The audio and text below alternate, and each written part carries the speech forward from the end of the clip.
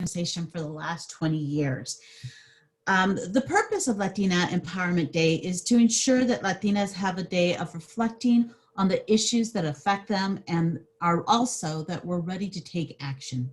Today, we'll be hearing an update about the impact that COVID-19 has had on our community, as well as the local economy. And we will have an update on the health impact of our region. Then we will have a panel where we will learn about Cal Savers, an incredible California retirement savings program designed for the millions of Californians who lack a way to save for retirement at their job. Lastly, we will hear about the importance of serving on National Natural Resource Board or Commission. We'll hear from the incredible Marce Gutierrez Grandich, a current commissioner and her experience serving on the Natural Resource Board, how to prepare to serve, and share key tips on how to get appointed. This day would not be possible without the support of our amazing sponsors and partners. I would like to thank our premier sponsors who, with their support, we are able to bring empowering trainings to Latinas throughout the state of California. Chevron, Marathon, Southwest Airlines, Wells Fargo, and the California Resource Corporation. We would also like to extend our gratitude to our session sponsors, Edison, SoCal Gas, AARP California, Spectrum, and Valera, as well as our community partners, Assembly Member Christina Garcia, Cabrillo EDC, Assembly Member Jackie Irwin, Council Member Vinay Lopez, County of Ventura, Latina Professional Alliance, NALEO, NLBWALA, and Padres Juntos Promovido la Educación, and of course to Visión y Compromiso for providing today's translation. I would also like to thank you for the wonderful, all the HLI women, our Hope Leadership Institute fellows, for ensuring that we have a successful event today and for your participation through recruitment and being part of our panels. Now it's my pleasure to introduce Downey's Mayor, Blanca Pacheco. Mayor Blanca Pacheco was elected in 2016, becoming the first Latina elected to Downey City Council. In 2020, she became the first Latina to serve as the mayor of the city of Downey. Blanca is a longtime resident of Downey and is a product of the Downey Unified School District. She graduated from the University of California, Los Angeles, UCLA, where she received a Bachelor's of Arts in Political Science with a specialization in Chicano Studies. Blanca went on to graduate from Loyola Law School, where she received a Juris Doctorate and subsequently passed the California State Law exam in 2003. Please join me in welcoming Mayor Blanca Pacheco. Thank you so much, Mayor, for joining us this morning. Thank you very much. Good morning, everyone. Thank you for joining us today on this virtual event. My name is Blanca Pacheco. I am the mayor of Downey, and I am a local attorney, as was just mentioned. It is a pleasure being here and talking to so many powerful and amazing women, and to the men who support amazing women. Thank you for joining us today. As strong women, we need to think about retirement and preparing for the future. Some things that to think about are as follows. We need to think about saving for more. We tend to not think about financial matters from a long-term perspective, so we don't estimate how much money we will need for the retirement, or we tend to vastly underestimate how much we will need. We also can't count on working forever. Plan early. Many women will retire before they expect to and before they are ready. Nearly 4 in 10 people retire due to poor health, caring for a family member, or job loss. Also, accept that you will probably live longer than you expect. You are expected to manage your own retirement funds. We tend to plan for the average life expectancy, not realizing that this means that half of us will live longer. The big risk for women is that we will outlive our savings. Also, learn about various sources of retirement income, which is why I know many of you are here today. We sometimes misunderstand what our primary sources of income will be in retirement. Social Security is the most important source of income, but it is not meant to be the only source of income. And lastly, face facts about long-term care. Many of us underestimate the chances of needing long-term care. Relatively few people either own long-term care insurance or can afford to self-insure for a long-term care situation. And also, I want to mention that it is important to plan for death. We need to prepare for what will happen when we pass away. We need to prepare living trusts if we own real property. And we also need to prepare wills or make sure that our accounts are up to date on our beneficiaries. Sometimes what happens is that some of our beneficiaries pass away, or we're not up to date on the beneficiaries for our accounts. So it is crucial that we keep them up to date. And it is always better to be prepared than not prepare, because what you don't want to happen is for your heirs to be fighting over who will be the administrator and how the assets will be distributed, because it is time consuming and it is expensive to go to probate court.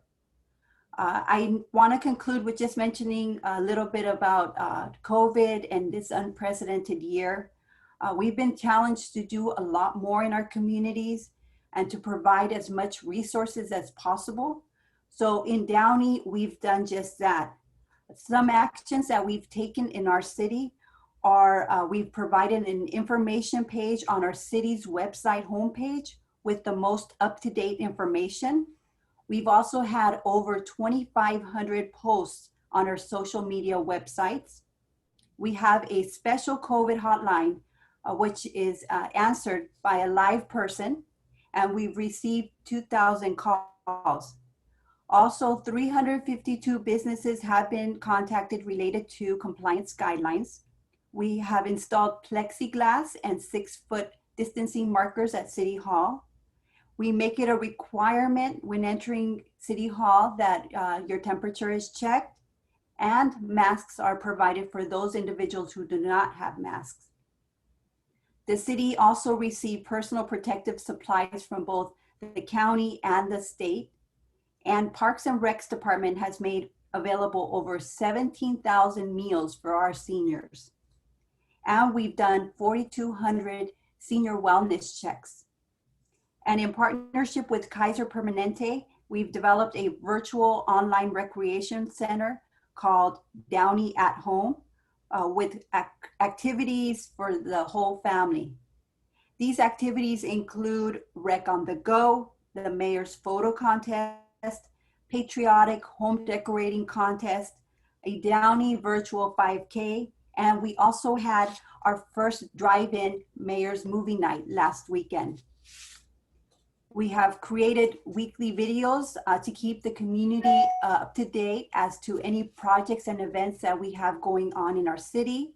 So we've been more active on our social media.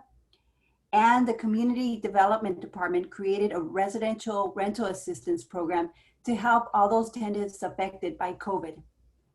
And the Downey City Library and Columbia Memorial Space Center have continued to reach out to children at home through their online programming, which includes a summer reading program, free summer reading packets, a virtual summer camp, and we held our virtual Rocket Fever this year.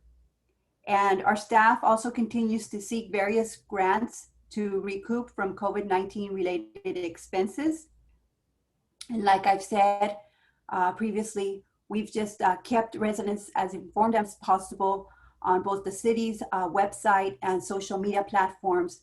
And I've done so on my mayor's social media Facebook page and Instagram.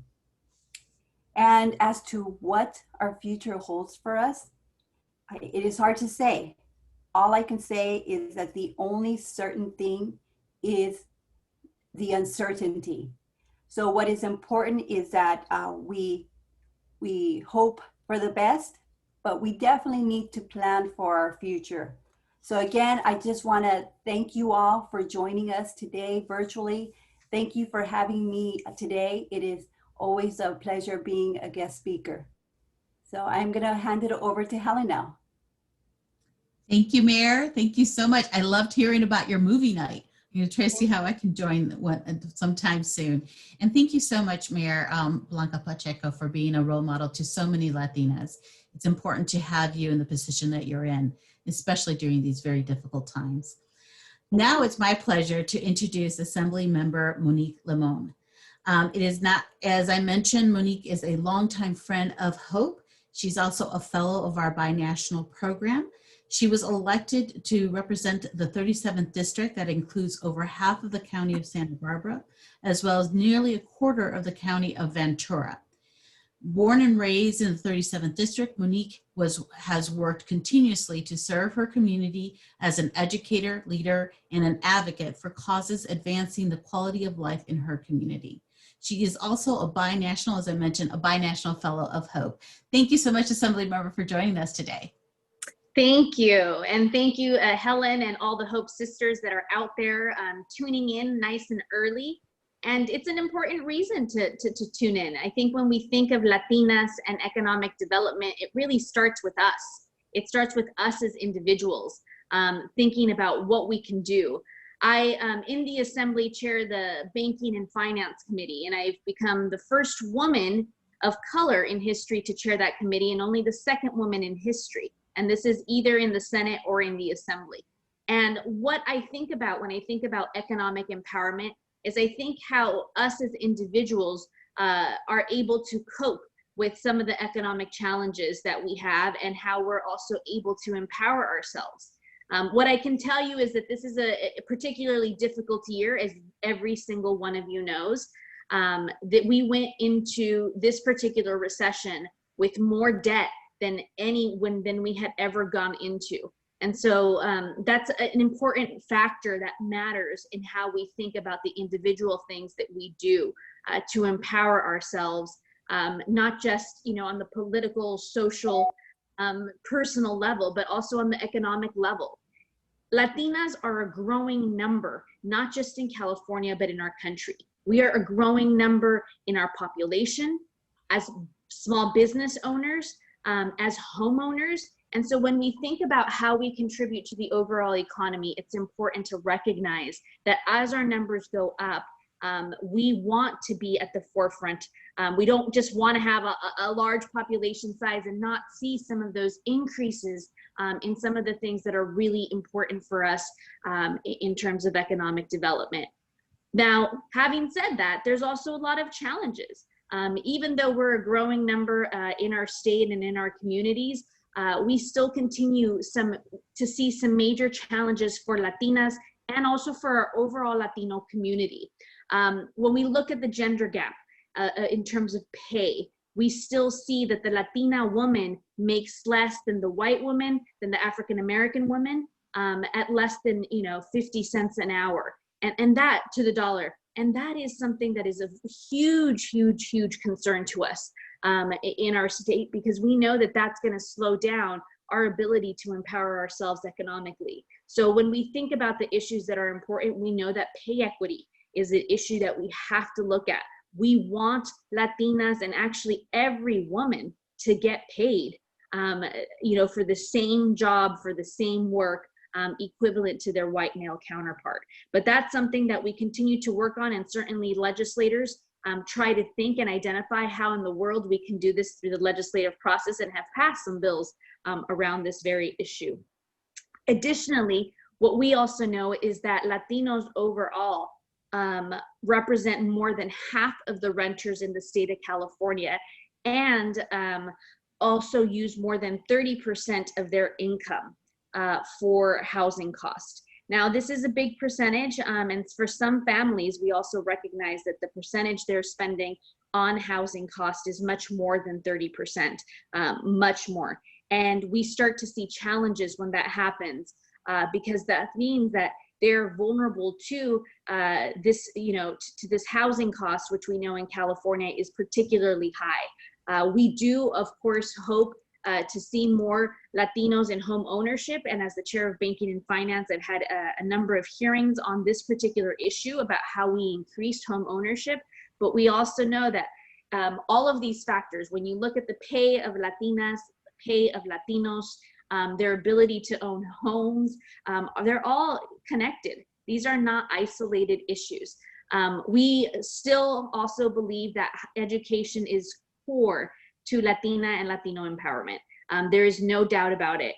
We know that over 13% of Latinos in California have a 4-year degree, and that's still lower than some of our, Asian or white brothers and sisters out there. And so as we think of economic development for Latinas, for our community, we have to understand the intersection of policies: housing, health, education, finances. All of this is an intersection. And a lot of the work we do certainly could be legislated at the state level, but we also want to make sure that as locals, as individuals representing our unique cities, being involved in our unique cities, that we try to figure out how we can put together resources for our community to better advance in all these particular areas. So it's great to be here with you all today.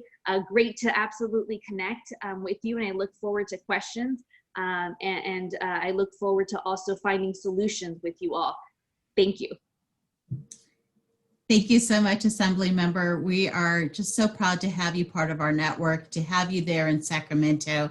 You have been such a fighter for us all, especially when it comes to our low-income communities and their protection from financial predators. So thank you for not only being the first, but also being the fierce first to ensure that we're well protected. Thank you again for joining us today.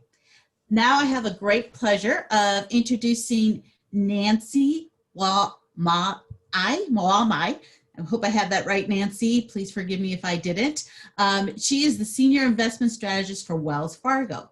Nancy also is from the Los Angeles region and represents the Wells Fargo Private Bank. As part of investment management, Nancy works with clients to create asset allocation strategies, develop and implement comprehensive, custom, and diversified portfolios to help them achieve their financial life goals while managing risk. So it's wonderful to have Nancy, who has earned her MBA degree in finance from the California State University of Los Angeles and a bachelor's degree in real estate economics from the University of Nairobi, Kenya. Thank you, Nancy, for joining us and being part of this Hope Morning for Latina Empowerment. We can't wait to hear, hopefully, some good news, but ready to hear whatever financial news this incredible, difficult time in our community. But hopefully, Nancy, you have some ray of hope for us to share. Right. Thank you, Helen. Good morning, everybody, and thank you for inviting me and inviting Wells Fargo as part of the event. We are truly honored. So before we talk about what has happened during COVID, let's just take a step back and reflect to where we came from. So before COVID, we were in the middle of the largest economic expansion in history, 10 years into the making. And while things had kind of started slowing down in 2019, right, we still had a respectable economic growth. The US economy grew by about 2.2% as measured by GDP, or gross domestic product. California GDP was 2.6%, Los Angeles about 2.2%, and Ventura was about flat to slightly positive. Then COVID happens in March and we shut down the economy. California loses 100,000 jobs, and most of those jobs were lost, in the sectors most of you already know of: restaurants, bars, leisure, entertainment, recreation, right? And our employment rises to about 5.5%. Then we go in April, and it was an absolute bloodbath then. California lost 2.3 million jobs, and 60% of those jobs were lost in Southern California, and especially in LA, because that is where the cases of infections were the greatest, right? And at that point, we see our unemployment rate rise all the way to 15.5%. And then we get into May, you know, there's a ray of hope there. We start reopening the economy, you know, a little, phase one, and we add about 237,000 jobs. Most of those in LA and in the sectors that I had mentioned lost the most jobs. But then, you know, something troubling, you know, we have a troubling trend where while we are adding jobs in some sectors, we continue losing jobs in the government and especially in public education. And we also continue losing jobs in the farming sector. We know farming is a really important contributor to the economy of Ventura. And by May, statewide, we've lost about 25% of the jobs. And then we open the economy a bit more, and California has the best monthly increase in job ads in history. We add about 550,000 jobs, about 147,000 of those were in LA, about 10,300 of those were in Ventura County. And, you know, during all this time, you know, manufacturing and construction has kind of held its own. No, it's not been as decimated as the other sectors. And actually, this is the first time in history when you have an economic downturn that manufacturing has done better than services. But it also comes at a heavy price, right? We see an increase in infection rates, and we close the economy again. So as we go, you know, into July, August, we see that, you know, the economic activity has slowed down. It's growing very slowly. Job ads are also, there are more jobs being added, but also very, very slowly. By the time we get into August, our employment rate in the state is about 10%. So during all this time, you know, LA lost about 719,000 jobs. We've only gained a quarter of those. Our unemployment rate is about 17.5%. Ventura's unemployment rate is 12.6. But something interesting is also happening during all this time. You know, a ray of sunshine, the housing market. So during the last financial crisis, what we saw is that heavy job losses led to a housing crash. But this time, that's not what happened. The housing market held its own. But then you've got to look at that in two lenses. There's the renters market and then the home buying market. So in the renters market, it hasn't done well because if you think about it, who rent homes, right? People in the lower income brackets. And those are the people whose jobs were most affected. So, and especially in high priced areas like LA, we are seeing more vacancies, landlords are slashing rents. And even if there's an eviction moratorium, as some people go months on end without finding a job, they're just choosing to leave their homes and move with family and friends or to lower rent areas. But then in the home buyers market, it's different. While nothing much happened in April and May, in June, we saw things go gangbusters. Home sales were up 6.4% nationally. They were up 5.4% in Southern California and about 4% in LA and in Ventura. So why the disconnect? If you think about who is buying homes, people in the higher income brackets, and those people's jobs have not been as affected because they're in the kind of jobs that translate to work from home.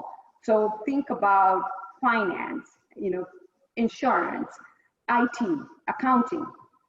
So do we think the housing market will continue being this hot? No.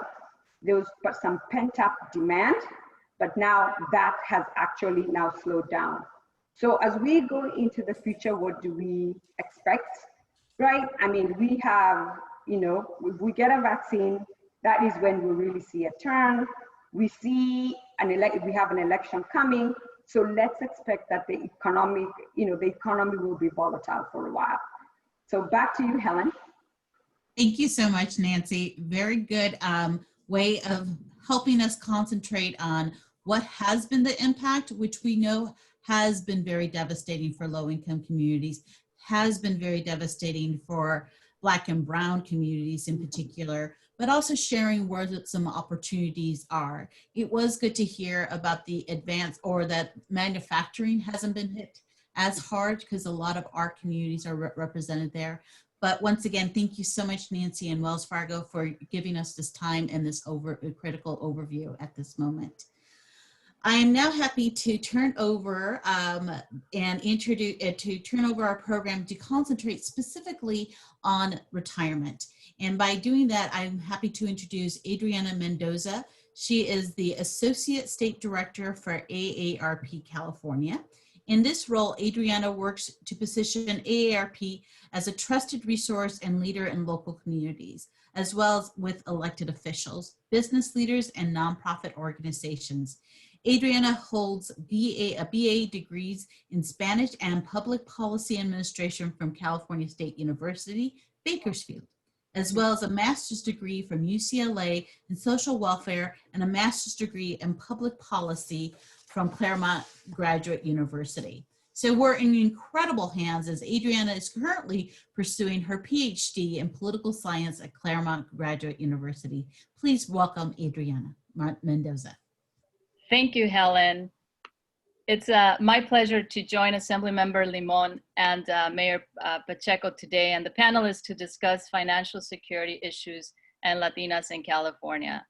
ARP conducted a survey in July 2020 and found that more than half of all households in the US report having no money set aside for emergencies. 40% say they would struggle to cover even a $400 expense like a medical bill or a car repair, simple car repair. Emergencies happen and too many Americans will suffer long-term financial consequences as a result. For women, economic security or insecurity is critical for their well-being and that of their families because, as we know, women comprise half of the workforce in California and are the primary income earners in many families. Despite that, many women are often forced into minimum wage or part-time jobs, as we heard earlier, that stifle their earning capacity. And many of these women lack affordable childcare or supports in the workplace to care for an ill family member, and often having to choose between their families and their jobs or their jobs. Over the next 2 decades, the older adult population in California will nearly double by more than 4 million people, which will have huge effects on many of these same women, further complicating their economic challenges. In California, we are currently over 4 million, there are currently over 4 million family caregivers, majority women, who are balancing work and caring for a loved one who requires assistance in their activities of daily living. Latinas face a significantly risk of poverty and retirement. A major obstacle is lack of access to retirement savings plans, and millions of women work all their lives with few or no opportunities to participate in these retirement saving plans through their jobs. Nearly 3/4 of Latinas do not participate in any of these plans. This is why ARP supports policies that strengthen retirement savings plans such as CalSavers. And this is a program that our panelists, Xiomara and Sunita, will discuss today, as well as give us an update on the success of the program so far. ARP California worked with Kevin Pro Tem back then, Kevin De Leon, and groups from this panel like the ACLU, the Small Business Majority, and others to pass the legislation in 2016 that created the largest, what we call the largest, work and save program in the nation. It's called CalSavers. There are approximately 7 million working Californians who do not have access to savings through an employer-sponsored retirement savings program. And CalSavers is a simple, portable, and easy way for workers to save for emergency expenses. Before the pandemic, Latino employment rates were low, yet workers still struggled with structural barriers to employment such as racial and ethnic employment discrimination. The majority of Latinos report they are living from paycheck to paycheck with little to no savings on hand. They hold jobs with higher worker risk of long-term unemployment, and they were largely left out of COVID relief efforts. We believe that CalSavers will create generations of savers. This will help alleviate some of the risks Latinas are facing in retirement. We need to start saving early. So with that, I leave you. Thank you so much for having us and having ARP as a partner today.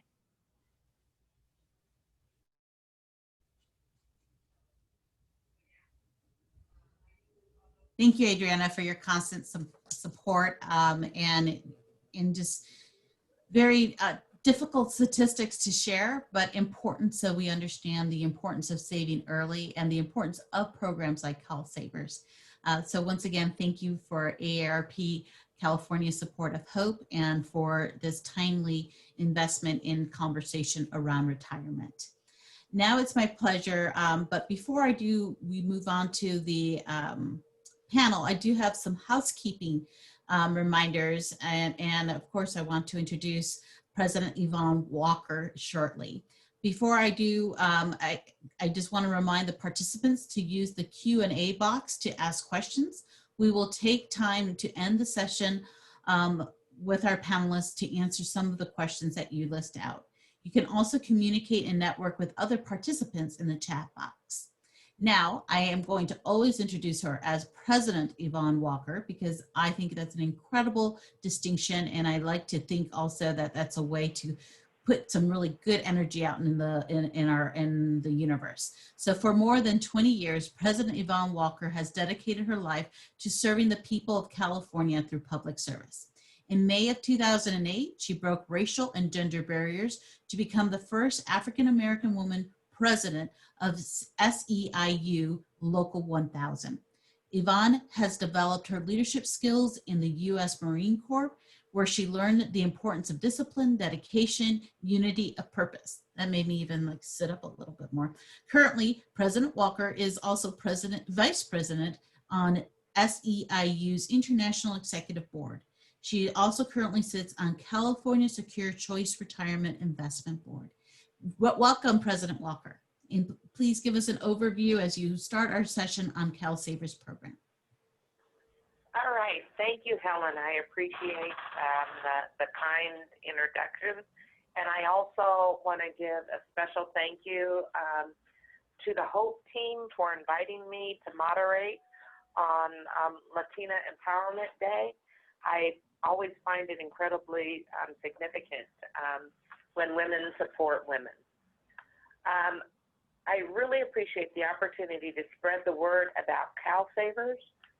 We're grateful for this collaboration and the work that you've done for Latina Empowerment Day. And to everyone who joined today, thank you for being here to learn about our solution to the retirement security problem facing too many Californians. Our goal today is to discuss how CalSavers is striving to widen access for individuals to have financial resiliency in the short and long term by making retirement savings easy. And yes, we will talk about the pandemic and how that makes this program even more necessary. And you'll hear about this from our panelists, but I want to take just a moment to give you some context. This program is near and dear to my heart. I've been on the board of CalSavers since the very beginning, and we at SEIU have supported the program since back when it was just a legislative concept. We worked on the development and legislation for years and began the gradual rollout at the end of 2018 through 2019. The reason why I and we on the board care so much about this program and have put so many years into its development is that we have a very big retirement problem in this state. The upsetting reality is that nearly half of working Californians are on a trajectory to retire into economic hardship if they can even retire at all. And I will say that's simply unacceptable for the world's fifth largest economy, the home of big tech and so many other successful industries. One of the biggest drivers of that is that more than 7.5 million Californians work hard every day, follow all the rules, but don't have access to a workplace retirement plan or even just a way to save their own money via their paychecks. And of that 7.5 million, Latinos represent nearly half. In Los Angeles County alone, we estimate that there are more than 69,000 eligible employers with over 1.8 million eligible employees. But we know that people are 15 times more likely to save and be on a path to retirement security if they have a way to save automatically at work via their paycheck. So that's the premise of CalSavers, a very simple, portable, automatic enrollment IRA with low fees for the saver, no fees for the employer, and no cost to the taxpayers. We didn't reinvent the wheel. We're just leveling the playing field to bring proven tools to everyday working people, regardless of where they work. Even self-employed people and gig workers can sign up on their own on the website. We launched the program fully statewide on July 1st last year, and even with the pandemic, already tens of thousands of savers across the state are contributing their own futures with every paycheck. In fact, they saved nearly $10 million since we launched the program. And that is already starting to grow exponentially as we approach the first deadline on September 30th. We wanted to be mindful of the hardships the pandemic has brought to so many businesses, so the board voted to extend our first deadline to September 30th to allow businesses to focus on their recovery. But we're proud to be promoting the program during this period because now more than ever, we see how vital it is for all of us to have financial resiliency in the short and long term. And CalSavers helps workers on both of those measures. So, joining me today to talk about this exciting program are two phenomenal women, Xiomara Pina, Vice President of Engagement at Small Business Majority, and Zanetta Smith, Program Manager of Workforce Development, United Way of Greater Los Angeles. So I'm going to just jump right into the meat of it, I'm assuming, while you're here. So Xiomara, what makes small business eligible for CalSavers? Good morning. And once again, I think as many have referenced already, retirement is such an incredibly important theme for both employers and employees. And we acknowledge that it is a huge milestone that California has made available for employers to gain access to a wonderful program. So here in California, what the CalSavers program requires is that any employer with at least 5 employees, and that could be a for-profit employer, a nonprofit employer, any employer with at least 5 or more employees, either A, offer a qualified retirement plan, or B, enroll their employees into CalSavers and facilitate contributions for retirement savings. But this won't happen overnight. It's going to happen within this 3-year phase-in model, with the first deadline fast approaching on September 30th. And then that is for employers with at least 100 employees. Then that next year, it will require that those employers with at least 50, again, either A, offer a qualified retirement plan or enroll into CalSavers.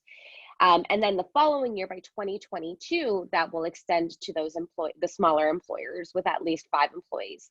It should also be noted that, as mentioned, if you're self-employed and you have an ITIN and an individual taxpayer identification number, which a lot of Latino families and Latino workers that also own businesses, right, you are also eligible to begin saving for a retirement plan through the CalSavers program.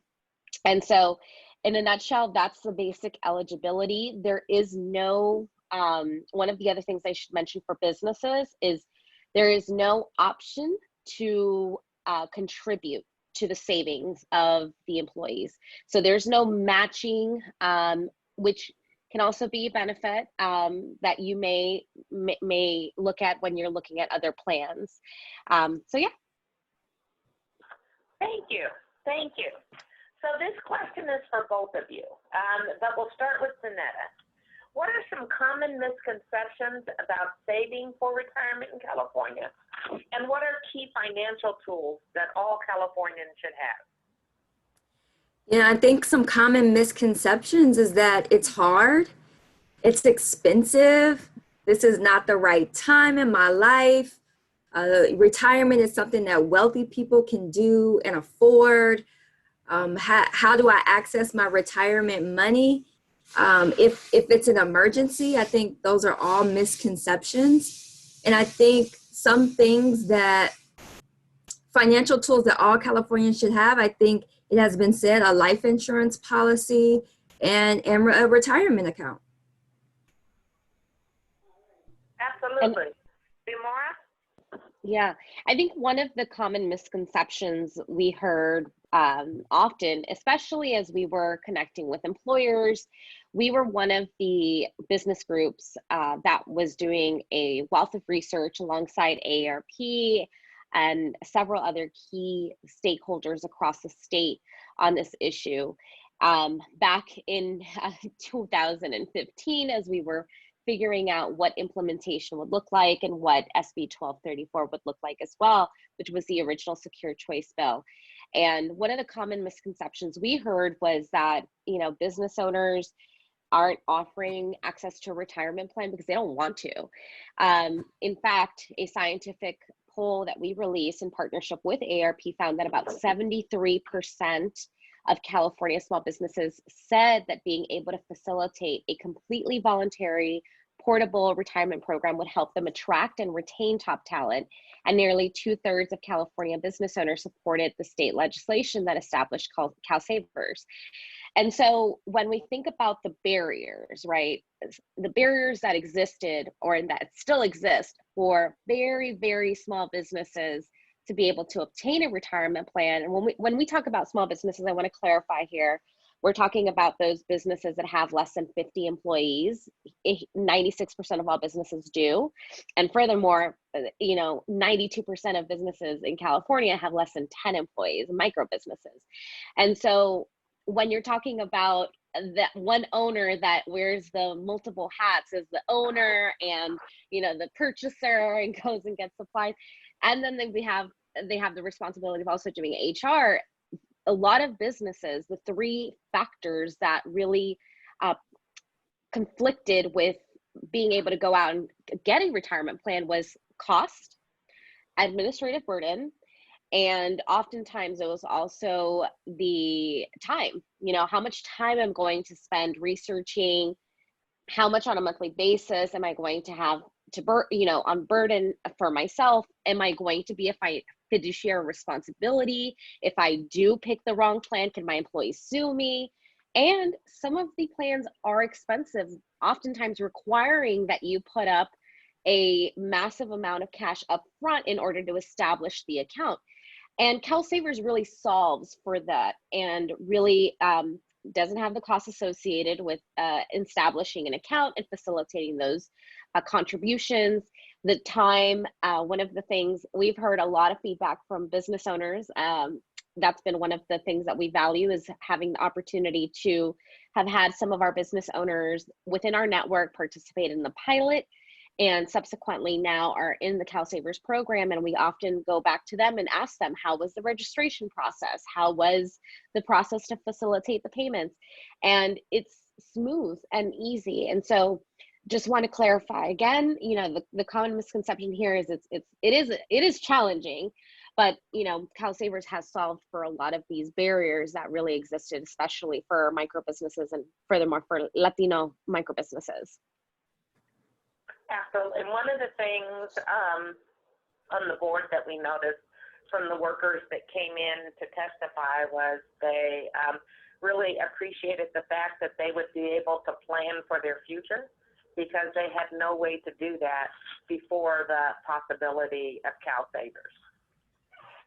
So, Zanetta, how does CalSavers fit into the United Way's mission to financially prepare Californians for retirement? And then secondly, from a community perspective, what is the largest obstacle in relaying information from the CalSavers program to the community?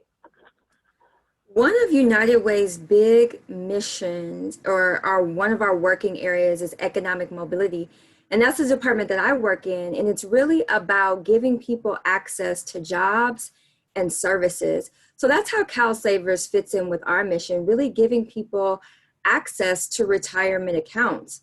I think to your second question, the largest obstacle is getting the information to people. I believe Mayor Blanca said this: California is a big place, 7.5 million people.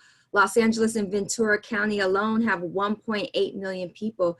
If you could imagine the cultural and industrial diversity within that, so many different languages spoken, so many different cultures. And so there are language barriers. There are also just a lot of misconceptions out there about retirement. And because of those misconceptions, we see a lot of reluctance on the side of the community. So some of the things that CalSavers and United Way are doing together to really overcome these obstacles is, one, having language accessibility on the web, in print, on the phone, in the field, having multilingual channels that people can access to learn more information. Also engaging diverse groups that are really helping to get the information out to cultures all over Los Angeles and Ventura County, and really having trusted messengers to deliver the message.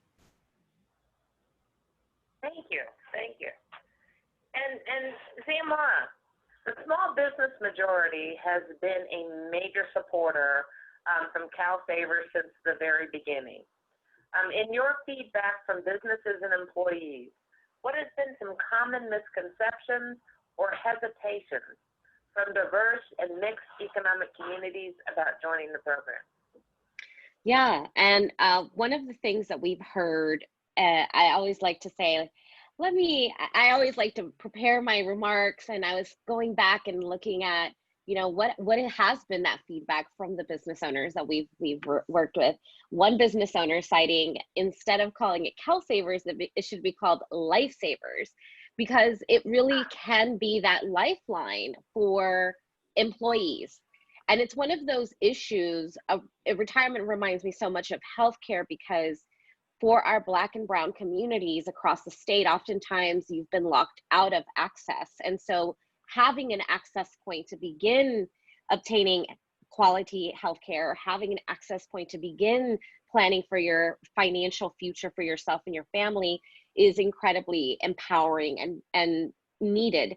And so one of the common misconceptions we hear from small business owners, we talked about this briefly, the time. Oh my God, this is a new program. It's a state program. It's going to be so challenging, and it's going to take me, 2 days to sign up I should block out the rest of my afternoon to sign up for this thing. It's a process that's actually really seamless. And if you do have some support needs, both the CalSavers team and the program administrators, Excensus, which do offer support in English and in Spanish, and I believe in multiple other languages as well, can be there and walk you through that process. But we have heard from several different business owners that it's a smooth process when you have all of the paperwork in front of you, and you sit down and you carve out the time to do that on the computer. You're able to get through it really quickly. One of the other things that we heard was business owners, it's going to be challenging for me to explain the program to my employees. And again, on that note, there are some great videos that CalSavers has created in order for the employees to gain access. And United Way has been a tremendous partner in also ensuring that this financial education, financial literacy, because a lot of communities of color in particular have been locked out of these programs and opportunities for years because they don't have, they're not millionaires. So they're not necessarily at the top of the list when you're talking about retirement access. However, because they haven't had that opportunity, gaining some basic knowledge around financial literacy becomes incredibly important. And we're finding that a lot of employers, small businesses, want to be able to direct their employees to those resources, right? They themselves are not held, they don't have the responsibility to talk about the program in terms of like pressure their employees to participate in it, but they can provide, spaces for their employees to learn about the CalSavers program.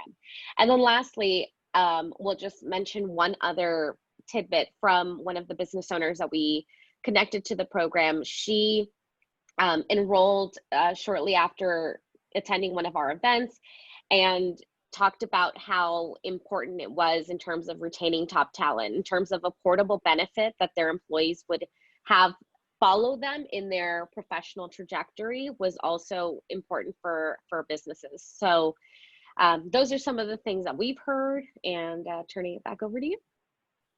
Thank you. And I'm glad you mentioned that last piece, because I was going to comment and say that I remember at the board meeting, we had a small business owner that testified, and he just felt that it was going to help him get quality employees to come in to be able to offer that he would not have been able to offer on his own. And it made him a much more attractive employer to come to. So. Zanetta, according to a study by Unidos US, Latinos have less access to an employer-sponsored retirement plan than other racial and ethnic groups, and is heavily tied to income levels. How has CalSavers allowed this community in particular to prepare for retirement? How does California CalSavers assist the disenfranchised? And what, if anything, are you hearing from the community? So one big thing that CalSavers offers is access to this retirement account. Data shows that workers are 15 times more likely to save if they have the payroll deduction savings option at their work. And CalSavers requires employers to either sponsor a retirement plan or facilitate CalSavers. And so people can have this secure, dignified retirement. And so it's access to the tools that people need to really build wealth. And as someone said, create this level playing field. What we're hearing from the community is that some people are very nervous, but they are also excited. This is the first time that they've had access to a program like this. They didn't think that saving for retirement was possible, so they see the possibilities.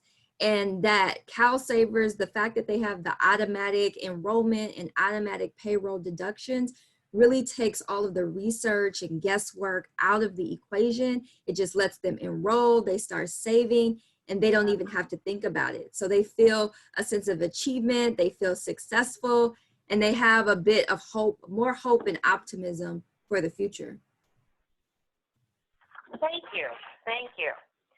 So I just want to ask you, as we're wrapping up this panel, what is the number one takeaway that you would like to share with our audience today? What is the one action item? Let's make it an action item, not just a thought. I'm really fond of let's do something. For us, I think it would be number one, if you have questions, if you're a business owner, self-employed, contractor, and you have questions about CalSavers, definitely feel free to reach out to us or reach out to the CalSavers team directly.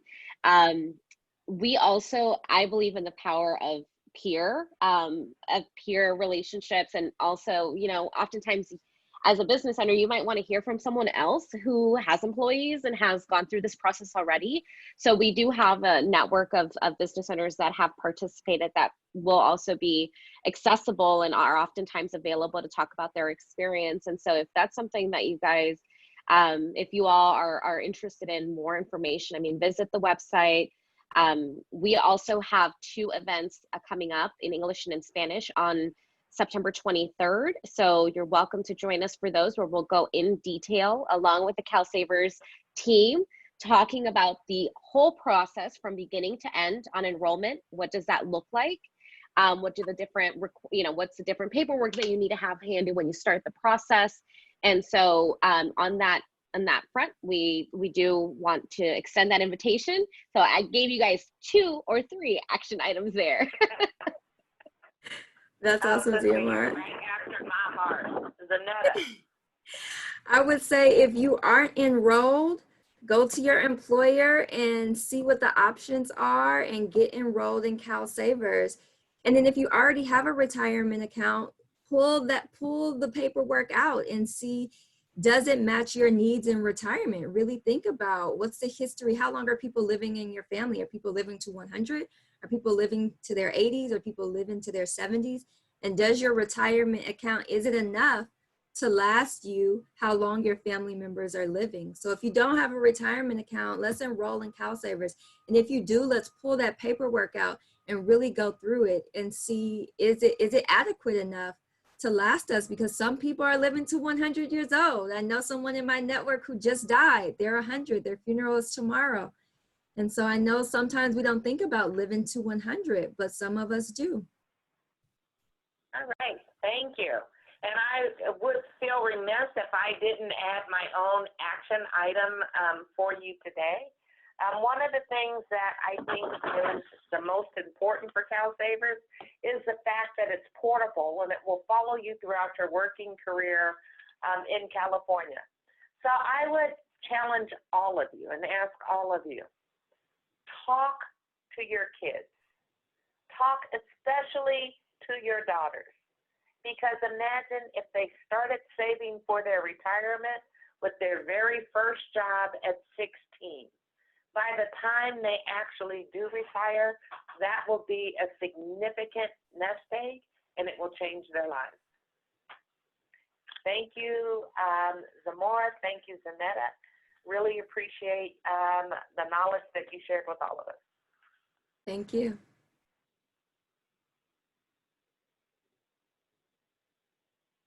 All right, so I have a question here.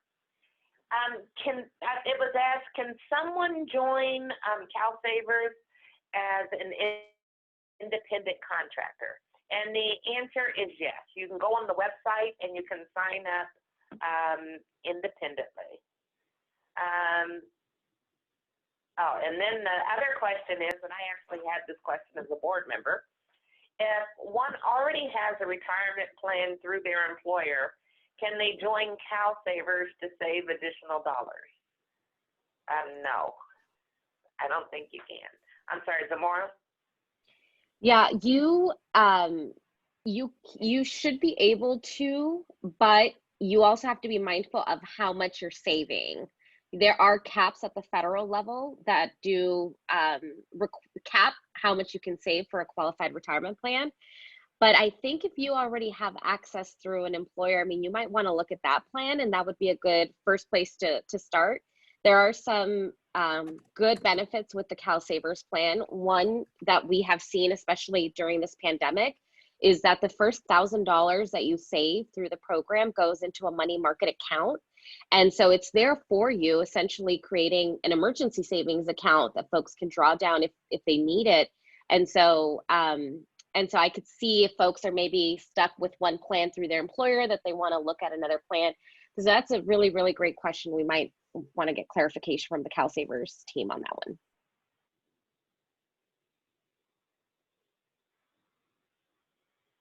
I don't have anything to add. She did great. Okay, all right. And I don't have an additional question to ask. So once again, I want to thank both you, Zanetta and Zamora, for coming on and really being a champion for retirement savings. Thank you. Thank you.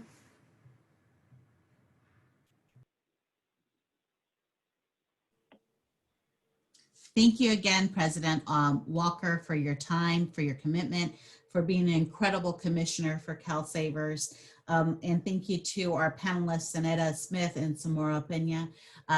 Both of you are incredible community leaders and activists and ensuring that we're on the right track. I also want to thank the individuals in the background helping us put this together, Jonathan Herrera and Carolina Hernandez from CalSavers for their partnership and for answering all our questions as we were putting together this fabulous panel. As we all know, saving for our future is instrumental. Both the African American and Latino communities are young communities. We represent the future of the state, and having a program like CalSavers and having these conversations about our financial well-being is critically important to not only ourselves and our families and our communities, but how well the state is going to do in the future, since the future is truly lies on Black and Brown communities.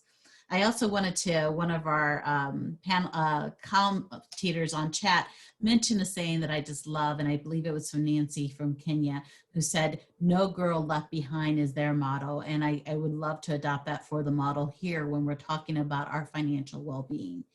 As we prepare for the next part of our programming, I did want to bring everyone up to date with an incredible opportunity that we're offering through one of our core and important and longtime standing sponsors, and that's Southwest Airlines. Southwest Airlines has provided us a $100 gift certificate with no expiration date that you can use for travel in the near future, but it has no expiration date. And I just want to remind everyone that if you stay with us through the full 2-hour session, we will be selecting someone that has participated from the from this webinar by the end of the webinar. So you have this great opportunity of getting a $100 gift card for Southwest Airlines. So please stay tuned. We are going to take a short momentary 2-minute stretch and to get ready for our next panel on boards and commissions. So please enjoy just a quick 2-minute stretch as we come back, and we'll be joined by Priscilla Novoa, who will lead us through this second session.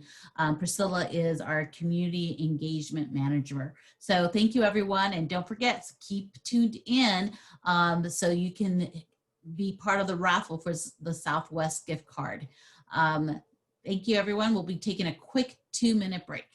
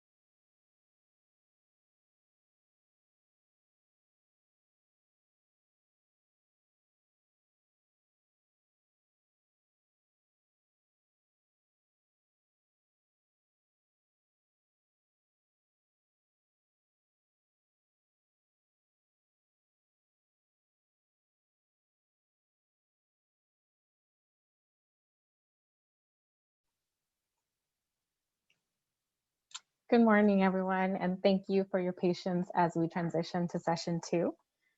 My name is Priscilla Novoa, and I'm the Community Engagement Manager at HOPE. And in this role, I have been leading the energy efforts around trainings that we've been doing at Latina Empowerment Day for 4 years now.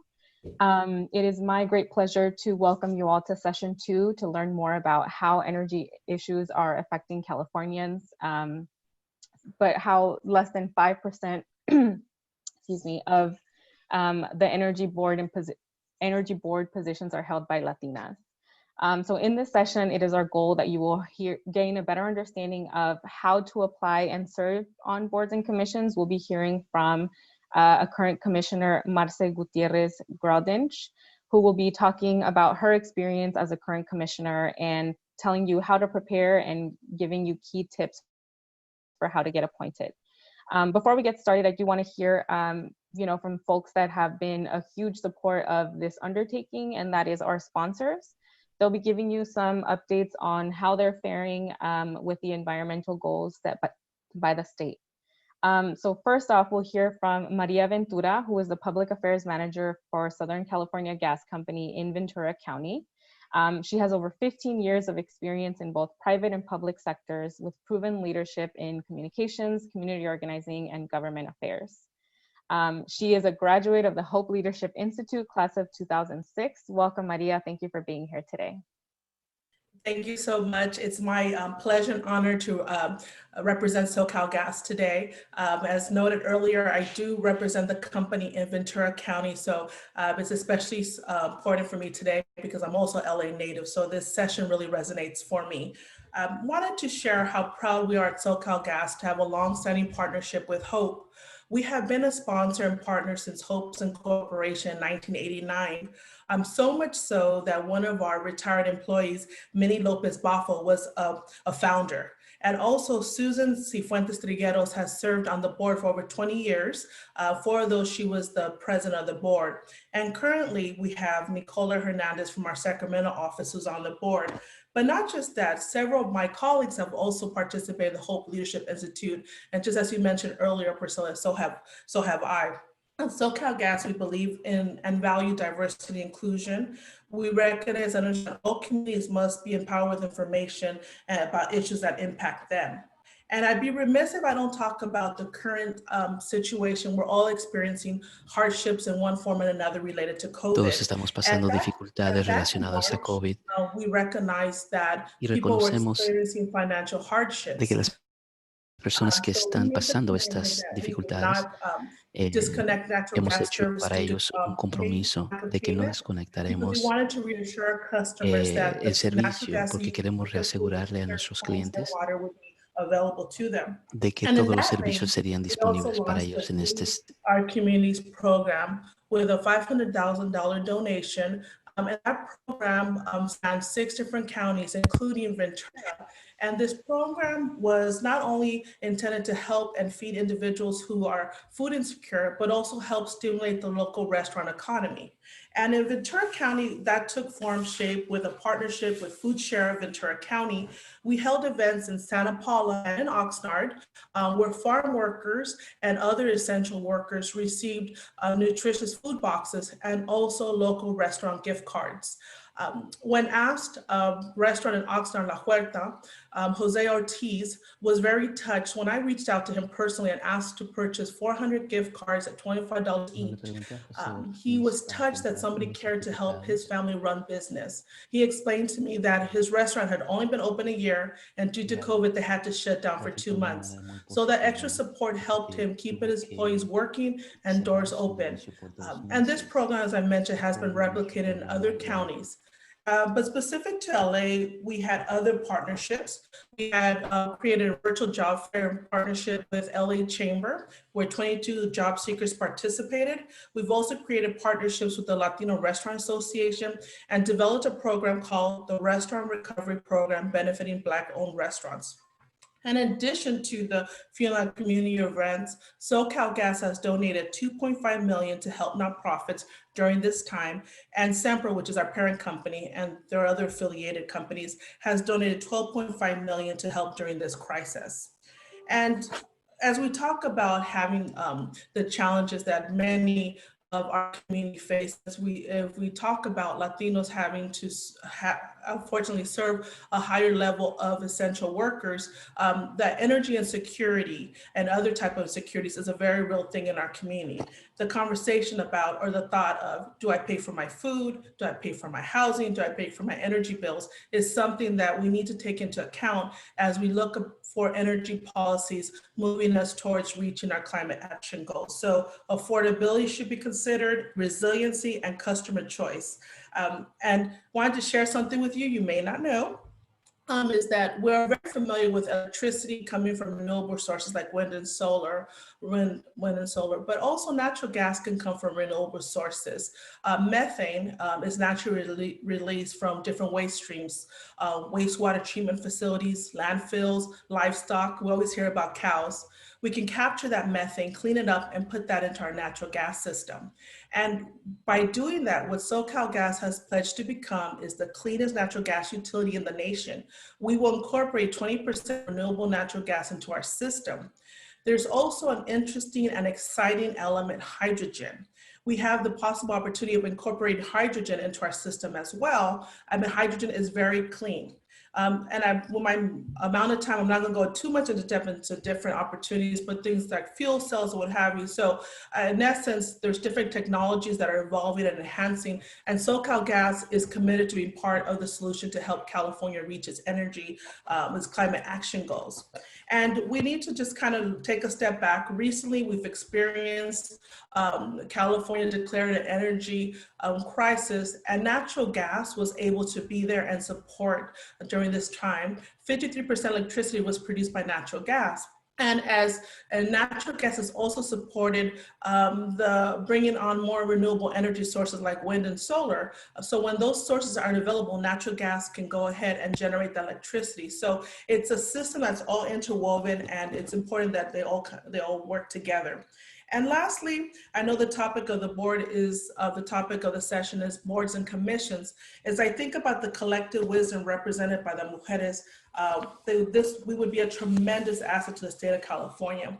I encourage all of you to seriously consider joining a board and commission, whether it's at the local or state level. As we take a step back, I know this is very true for me in my situation, my mother and what have you, but Latinas make household decisions, including education, medical, financial, and it's important we are educated on policies, issues impacting our families like energy, housing, etc. Energy policies are being made, debated outside of public view, where choices are being made for you. In a municipality I work in, they are pursuing a natural gas ban on all new construction. That includes homes and businesses. Whatever your opinion is in this matter, it's important to have a say on issues that impact you. I thank you for your time. And again, SoCalGas is proud to be a supporter of HOPE. Thank you. Thank you, Maria. Thank you for those remarks and for really setting it up nicely for this conversation for us. We're so grateful for SoCalGas for your ongoing support. As you mentioned, we have a long history of support from your company, so thank you so much. Now I'd like to introduce our other energy series sponsor, Sabrina Cisneros, who is the Public Affairs Advisor at the California Resources Corporation. They are the state's largest oil and natural gas producer, and Sabrina is based out of their Long Beach operating area. Love the background. As a Long Beach resident herself, she brings knowledge of her community to her role as a business leader to identify key partnerships and community initiatives in Southern California. She actively engages with local business and community leaders to provide them with a better understanding of CRC, the oil and natural gas industry, and the importance of an all-above energy approach.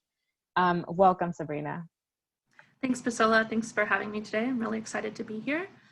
My name is Sabrina Cisneros. Like I said, I'm excited and proud to be here to speak on behalf of California Resources Corporation and to support HOPE and to talk, be able to have the opportunity to speak with you and with all of these wonderful presenters who have been sharing such important information here today. So you might be asking who CRC is and what we do. As Priscilla mentioned, CRC is the state's largest oil and natural gas producer in California. And what we do is we focus on building value for our stakeholders as a responsible steward of California's abundant petroleum and renewable resources. CRC, we strongly support the mission of hope. We believe that our governments, just like our companies, should reflect our communities. So I want to thank Hope for their dedication to making sure that Latinas are represented in leadership roles throughout our communities. I'm happy to be here talking about energy today because energy is complicated, but it's also something that we take for granted a lot of the time. We don't often think about energy. All we know is we flip a light switch and it comes on, or we turn on our stove and there's the flame to cook our food. Or when we fill up our car that we get gas to make our car take us to where we need to go. So here at CRC, what we're doing is we're working to make sure that we produce energy locally to improve the quality of life for Californians, for their families, and for our diverse communities by championing access to affordable and reliable energy for California by Californians. When I started working for the organization right out of college, I was just like everybody else. I didn't know a lot about energy. I was looking for a job, and I knew that I wanted to help people. So what I started doing was I worked for CRC's Health, Safety, and Environmental Department. In that role, I had the ability to help my company and my coworkers by working with them to understand new health, safety, and environmental regulations as they were released. And I was able to also help my company reach the goal of safety and environmental excellence. A lot of work goes into making sure that our company operates in the safest and most environmentally sound way possible, and I was happy and thankful to have the opportunity to contribute to that. At CRC, we are Californians, and we view ourselves as environmentalists, and that's why we established some sustainability goals that are actually tied to our compensation metrics.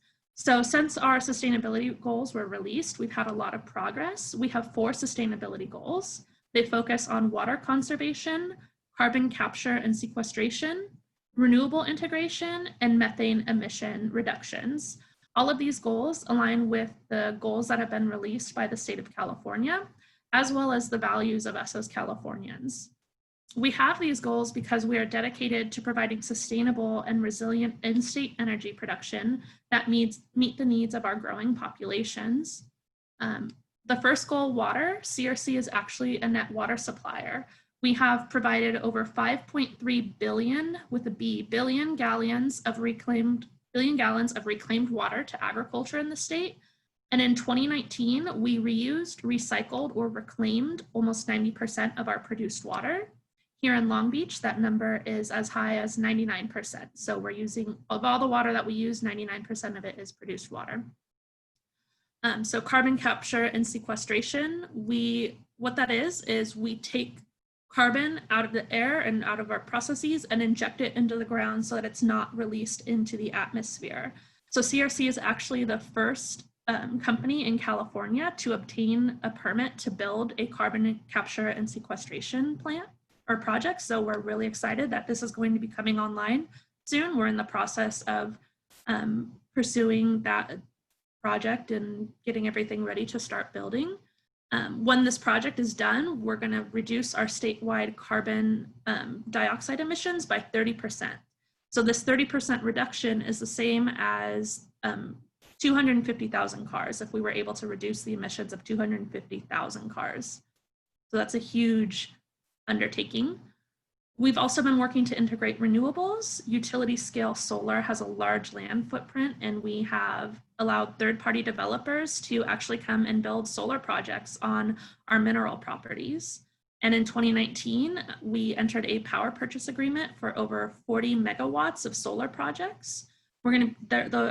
Those projects are going to help do things like power our fields so that we can reduce our electricity usage, and we are also going to be adding in solar carports to some of our offices to generate more solar electricity that way as well. And we're also working to reduce methane emissions. From our 2013 baseline, we have reduced our emissions by 60%, which actually surpasses the state's goal of a 50% methane reduction. So we're really excited to continue on that path by electrifying equipment wherever possible and pursuing whatever new engineering projects we can pursue to reduce our emissions. We're proud of these achievements, and we're looking forward to leading the way on operating in a sustainable manner here in California. So now I think that we all have talked about this a few times, but COVID is in our face and it's definitely direct in front of us in our lives. So CRC, our commitment has not changed to our communities. We're working to support many local initiatives, like partnering with organizations like Food Share of Ventura, who's been doubling the amount of meals that they have to provide, as well as in LA, we're partnering with Food Finders to provide meals. And we made a donation to Altamed so that we can continue to provide community health services to communities in need. And we have made some Visa donation gift cards to Centro Cha, who was then able to distribute those gift cards to some of our partners directly to people facing food insecurity and needing rental assistance. But one thing that COVID highlighted too is that we need to make sure that our supply chains are stable in times of crisis. So in my HSE work that I used to do, I actually was our emergency response planner and manager for the state of California. And so I'm emergency manager by trade. And I really believe that truly to make anything resilient, you need to have multiple and diverse sources. So we need to be pursuing local energy production, which enhances our resiliency and helps ensure that the products we rely on every day, like electricity to power our homes and power our Wi-Fi when we're all working and learning from home, are available. And so we want to make sure that we're encouraging local production to help support our families and our needs. Petroleum products are also being used in the fight against COVID to make things like PPE, like protective eyewear, gloves, face masks, and scrubs for doctors, as well as medical equipment like lights, soaps, IVs, examination tables. So what we're looking to do is to keep providing energy to our communities during this critical time so that we're able to meet the needs of our communities here at home. Thank you, Sabrina, for sharing some great background information, but also for CRC's ongoing support of our energy efforts. Like I mentioned, Hope developed a toolkit over the last 4 years that encompasses, I'll give you a little bit more information, and someone from our team will give us the link in the chat box for you all to check it out. And before we jump into our panel, I just want to give a quick presentation on the energy boards and commissions project that we have done over the last few years. So this is a energy policy toolkit that we developed over the last 4 years, and really it's talking about being informed as Latinas, as community members, about the policies that affect our communities. So in the game, you will see a cap and trade game videos where we interviewed key stakeholders from different industries and how they're meeting the state's environmental goals. So from that presentation came the idea to talk about how you can take action as a community member and serve in a leadership role in your community. So on the screen, you will see our boards and commissions projects, specifically around energy boards and water boards and environment boards. It began 9 years ago, where we identified Latina commissioners that, as I mentioned, were serving on energy, water, and environmental boards. We really took a comprehensive look at these boards and commissions across the state. And we reached out via calls and emails to current board members and commissioners, asking them if they self-identified as Latino or Latina. So you'll see on, that's what our research looks like. So you'll see the number of members, the number of Latinas, the numbers of Latinos, the number of non-Latina women, and then the number of non-Latino men. It's important that our state's diversity is represented, like Maria so gratefully alluded to, that our diversity is represented on these entities that are really making these decisions that affect our community. So it could be around air quality, it could be around water, it could be around the environment, and ultimately resulting in affecting our health. So on the Excel, you'll see we have current vacancies, what their term dates are, and then also we've linked their websites so you can see what they, access it online. Next slide. So on this slide, you will see this is the full makeup of what the boards and commissions, and again, this is just energy, environment, and water commissions. You'll see the numbers. In 2011, there were 14 Latina commissioners. Now there are 17 in 2020. In 2011, there were 18 Latino male commissioners. Now there are 26. In 2011, there were 152 non-Latina women, now 150. And in 2011, there were 235 non-Latino men, now 202. So you can see we're not quite where we need to be. However, there are some small changes happening and a little bit better representation on these boards and commissions. Next slide. So, we here have identified some different type of opportunities. Now, I do want to share that this is not the only, the full list of the appointing authorities, but we just wanted to give you a starting point for if you were interested in seeking an appointment. That could be a governor appointed position. It could be a position appointed by the Speaker of the Assembly or the Senate or specific department openings. Next slide. So with that, we have 10 current vacancies on these boards and commissions, specifically to one of the regions that we're talking about today. There are 2 on the Los Angeles Regional Water Quality Control Board. So I do invite you to take a look at our website where our team has linked the resources for today to really look at these openings if you're interested, and do some research on what the requirements are. We'll be hearing from our current commissioner about some of these things. But definitely encourage you to take a look at that. One thing that I wanted to share is there are 9 members that are Latino or Latina that are terming out at the end of 2020. Now that represents 20% of the Latinos that are currently serving. So definitely it's important that we continue to go for these positions to represent our community and to advocate for ourselves, for our family, for our community.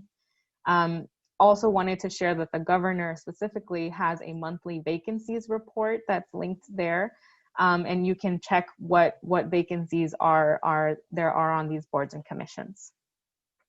And now it is my great pleasure to introduce our moderator for our panel discussion around boards and commissions. Rosie Arroyo has for almost 2 decades dedicated her career to the educational and civic empowerment of underserved communities. Since she joined the California Community Foundation, she has spearheaded a number of multi-sectoral civic engagement initiatives to advance systems change policies. She oversees the foundation's immigrant integration portfolio with the goal of empowering immigrants to thrive civically, economically, and socially. Just last year, she was selected to the California Influencer Series launched by the Sacramento Bee and California newspapers to encourage conversations between the public leaders and influencers in the state's most pressing public policy challenges. We're also really excited that she is our current HOPE board chair and HLI alum. Welcome, Rosie, and thank you for your fierce leadership. Thank you, Priscilla. And just on behalf of the board of directors, want to also express my gratitude to all the speakers and sponsors who and the staff who made this conversation possible. I'm really looking forward to this next conversation. And as we can all see, there's really, based on the conversation and the presentations we've heard today, there's definitely a clear picture of the path forward that we must take to ensure equitable access to opportunity for our communities, and the importance of having Latina voices in critical leadership positions in order to have a say on critical issues impacting our communities. And so one way, as we've heard, is, that to ensure that Latinas are well represented on boards and commissions is that we really need to be intentional how we seek and promote these opportunities. And so I am pleased to be joined today by Marcy Gutierrez Granich, who is the founder and executive director of Azul, a San Francisco-based organization that works with Latinx communities throughout the Americas to protect coasts and oceans. Marcy has been an Aspen Institute Environment Forum Scholar and is a proud graduate of the Hope Leadership Institute. Marcy also currently serves on the advisory board of the Ocean Foundation, and in 2019, she was appointed a member of the governing board of the California Coastal Conservancy. She's a native of Tijuana, Mexico, and has now made San Francisco her home. So Marcy, thank you so much for joining us for this important conversation. As you know, to start the conversation, I'd like to start with the following question and see if you can please tell us a little bit more about what prompted you to pursue your appointment and what was the appointment application process like? Buenos dias. Hi, thank you so much for the invitation and for having me. Yes, what prompted me to start the process? I'll put it the other way around. The reason I actually ended up going to Hope, and I learned about Hope a couple of years ago, was because I was originally asked to apply for another board, a commission at the time. And I demurred at the time, but I realized that I didn't really have the tools, or I wasn't quite as prepared as I would like to be in order to participate at that level. And I started looking for opportunities to prepare. And this is how I actually came across Hope. And this is why I started the Hope Leadership Institute. So the other way around. And so I said, you know, if I ever want to pursue this again, or if I ever am presented with this opportunity, I would like to have, you know, the preparation and be ready to make the most of this opportunity, and to make sure that I can accurately and make the most of being able to represent my community at that level. And so I was approached by the appointing authority, and you know, they knew my work, and I applied. The application process, you actually, you know, have to, there's an application form, you fill that out. There's obviously background check, credit check, I think, criminal check, and interviews, and there's a couple of rounds that you go through. For me, it took a while because I think it took maybe like 4 to 6 months at the time. I thought that it was, you know, I had done it and said, okay, well, I guess it didn't work this time, it's fine. And then I heard back, and all of a sudden, here's the letter, like, by the way, you're appointed. So I was really excited, and that's where it came from. And it was very exciting to having been able to have that preparation that came from the Leadership Institute. And so it's been a year and a half now, and obviously things are a little bit different now with, you know, I only got a couple of meetings in person, but now we're all doing Zoom, but it's an exciting prospect to continue to be able to do that work, not just, you know, through our own work as Azul, but also bring that perspective to the Conservancy. Thank you, Marcy. And what would you say to someone that does not think they have the expertise to apply for a board or commission? What advice would you have for them? I would say try it out. You know, for me, I was always surprised when I got the asks, and I will say, like I said, the first time I didn't think I was ready.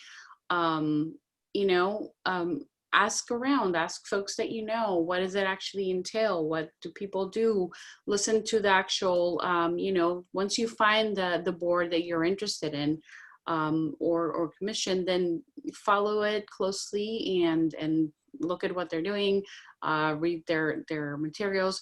And for the most part, I find that, you know, people should be able to apply and participate, go to the hearings, get interested, and obviously reach out to folks that you may know that could guide you in this process. But I think that most people should definitely apply. Like, it's important to understand that these boards are made out of, or have a citizen component for a reason, which is to make sure that we bring all those experiences to these decision-making boards.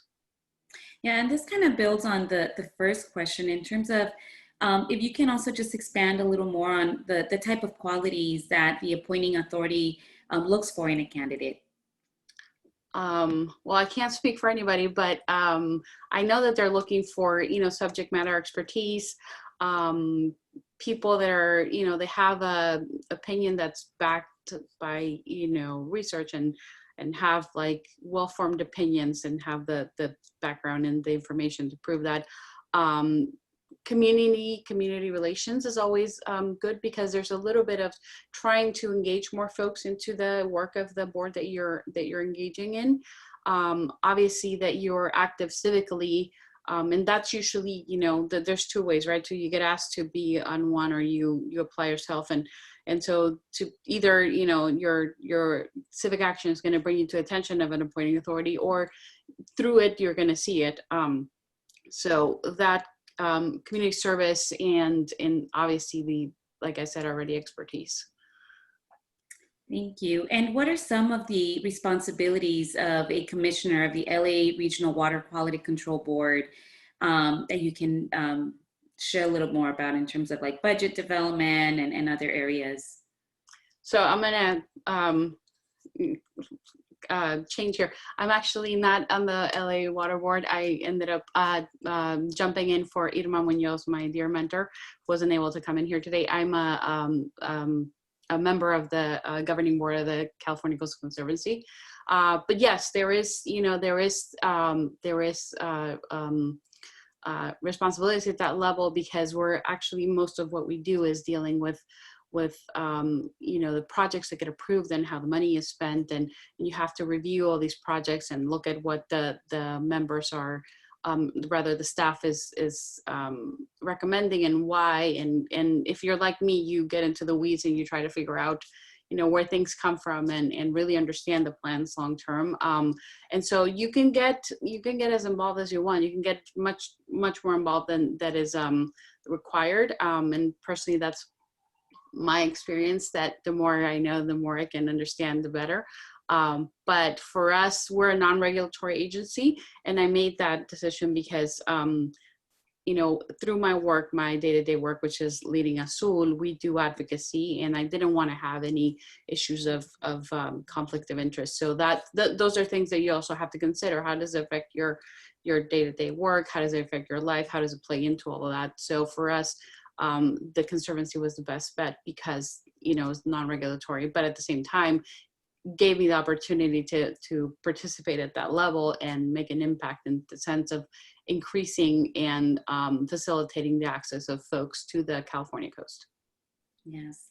And what is, so what would you say would be the average time you spend on a commission, let's say on a monthly basis? Is it a significant amount of time, just in terms of just what some of the basic responsibilities are? So somebody that's considering applying or being nominated to a board, things that they should consider? So there is, depending on the length of the commission hearings, like someone like the folks on the Coastal Commission, which is a regulatory agency, they have 3-day meetings, and so there's 3.5 day meetings sometimes. So that would take a little bit longer, because you have to travel to wherever it is, or in the before times, you have to travel to wherever it is. Obviously, get prepared ahead of time. You receive your materials a couple of weeks beforehand, and then whatever time it takes you to study, I would say, hours for sure, depending on the issue. Some issues are more contentious than others, and some issues, some commissions and boards would take ex parte meetings or meetings with some of the folks involved, and that depends on how much you want to put into it. Obviously, my sense is that the more informed you are as a decision maker, the better you can perform. For my board appointment, we have one of the shortest meetings amongst them, and it's about 4 to 5 hours once every couple of months. So it's actually pretty easily incorporated.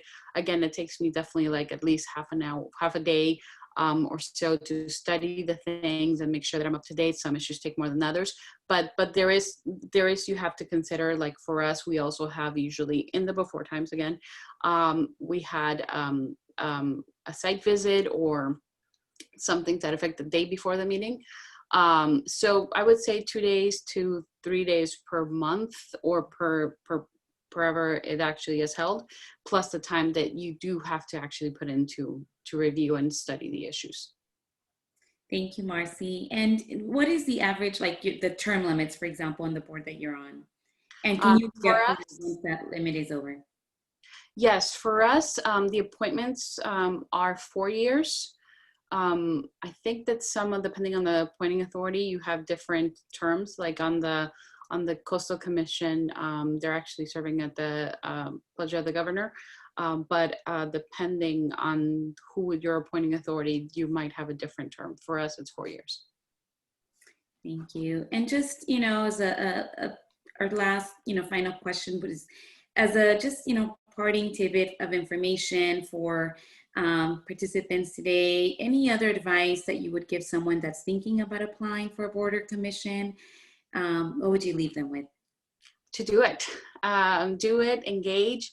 And if that, obviously, hopefully that is the right option for a lot of folks. But if it's not, also still get engaged. There are many avenues for engagement, and you should definitely, even if you're thinking, while you're deciding, get engaged, participate in whatever the issue that you're interested in, and talk to the folks. And that's, it's a public process, and it's there to make sure that the public is well served. Thank you. And then, and I know there's a couple of questions also in the chat box that I see, and I also see that the HOPE team has been sharing some really great resources that HOPE has available. And a couple questions here that I see is how do you identify any potential conflict of interest, especially as a government employee? Let me see. Is that right? So we're not government employees. But you are an appointed official. For me, I just want to make sure that you're not having a decision on anything that you're working on, or more importantly, there is an issue of having a public declaration of income and stuff like that. And so that is actually usually flagged there. So you want to declare, what your income and your properties are, and then you do it once per year. That you do it at the end of your term. So there's public accountability to that. But for the most part, you look at regulatory versus non-regulatory. Are they actually having regulatory over something that I'm working on? I have a relationship with something I'm working on, or that I could benefit on, or that I could own. So it's a very general conflict of interest idea. Thank you. Another question we have is, what is the difference between serving on boards versus commissions? What's the difference in terms of responsibilities or work done between state and local? I can't say that I know that at the big level. I know that there's difference between regulatory versus non-regulatory, and obviously the authority that one may have on budget versus oversight versus how much input you get into the day-to-day, or just the overall work, or just the big projects. And as it relates to state versus regional, I see that would be the jurisdiction, but that could be my Thank you, Marcy. There's also a couple questions, just going back to the question on time commitment and also in responsibilities. We have a question here about just any additional requirements, such as fundraising requirements, expectations. There's an example here. They share that someone needed to raise between 10,000 to 15,000. And can you talk a little bit more about that? Sure. So for this, probably talking about a nonprofit board or organizational board versus a government board. For me, I don't have any requirements as such for the Coastal Conservancy. But if I were a board of directors member of an organization, depending on how that nonprofit organization is structured, you have a working board, or you have a board that's actually a fundraiser, or you have board that's more there to promote and support. And at that level, it's a different set of obligations. And for example, I have a board of advisors and a board of organizations in my day job as Azul, and I don't require them to fundraise, but obviously, when they support with fundraising, that's very helpful. And in theory, they have they have that opportunity to guide the overall day-to-day of the organization, and could actually fire the executive director. So there's the board of directors at that level is actually the ultimate authority. Thank you, Marcy. There's also just a couple questions here regarding any additional resources available to assist those who would like to serve on boards and commissions. I know here in the chat box, the HOPE team has shared some resources that HOPE has available, a HOPE guide on how to get appointed on boards and commissions, but any additional information resources that you think would be great for members of the community to be aware of or to seek an additional support? Sure. I know that there's actually there's an organization here in the Bay Area, Hispanic Foundation Silicon Valley, I have to double check the name, that has, and I'll come back and give you details, that has a resource to both train folks to be board members for nonprofit organizations, not governmental boards. It actually also has openings, and they try to connect folks, and obviously their idea is to promote more board membership of the civil society to increase. Thank you, Marcy. And I think those are some of the questions I see, but certainly, HOPE has some additional information that you can access on our website. And really also just want to take this moment, Marcy, to thank you and express our gratitude for sharing this valuable information, your experience. And it's just really inspirational and really highlights the importance of having Latinas, sit on these important boards, commissions, whether it's a government board or a nonprofit board, to really, bring their experience, their expertise in community and knowledge to be a voice, but also ensure that our communities are not left behind in these critical conversations. And so I think in terms of some other key takeaways is just that, organizations like HOPE that provide the leadership training are so critical to also providing access to a network where you can have your champions and people that can promote and elevate your name and leadership, so that, increasing more opportunities within our communities to ensure that we have more voices that really are reflective and representative of Latinas, Latino communities of color. And so with that, again, just thank you, Marcy, for your time and sharing this experience. I'm going to turn it over now, I believe, to Vanessa for the next portion of our presentation.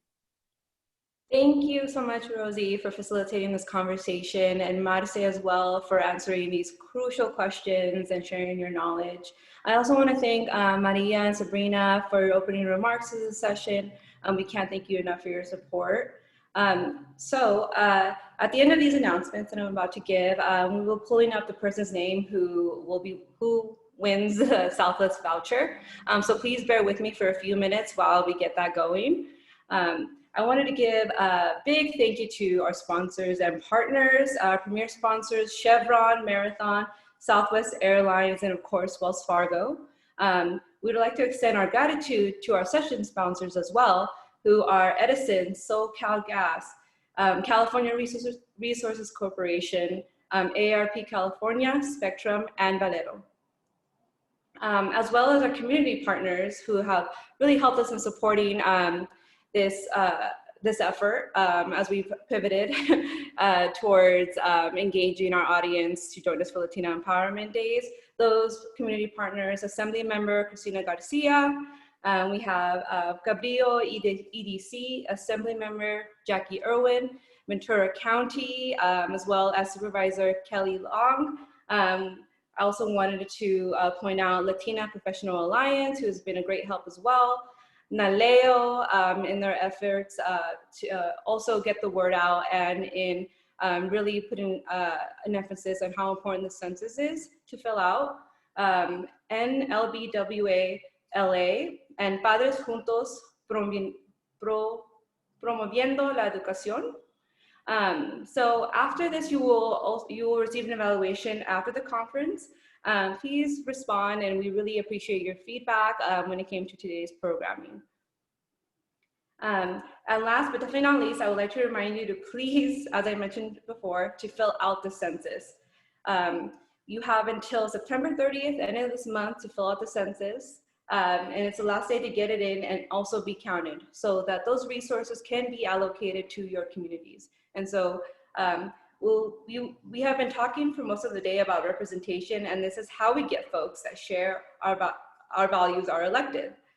This brings crucial funding to our communities, as I mentioned, for key resources and also allocating those really important funds to your communities. So this takes precedence and also in getting heard and getting counted. So once again, I really want to emphasize the importance in filling out the census, also in partnership with NALEO. Also, please sign up for the Hope Pledge to take one Latina to the polls with you this November 3rd. This is going to be a very important election for this country, so please please register and please vote. To sign up for this Hope Pledge, you can go to latinas.org/Latina Votes Count. Make sure to do that today, at the end of the day, tomorrow, and we'd really appreciate your importance in voting. Now, for the moment that we have all been waiting for in regards to the $100 Southwest voucher. Winner is, Vanessa Buelna. Congratulations, Vanessa. We will make sure to get that information to you. Please email us at events@latinas.org so we can go ahead and facilitate that gift card to you, or that Southwest voucher to you. I hope to see you all soon. Once again, my name is Vanessa Acosta, and I am part of the Community Engagement Team for Hope. Thank you so much, and I hope you have a great rest of your day. Bye, everyone.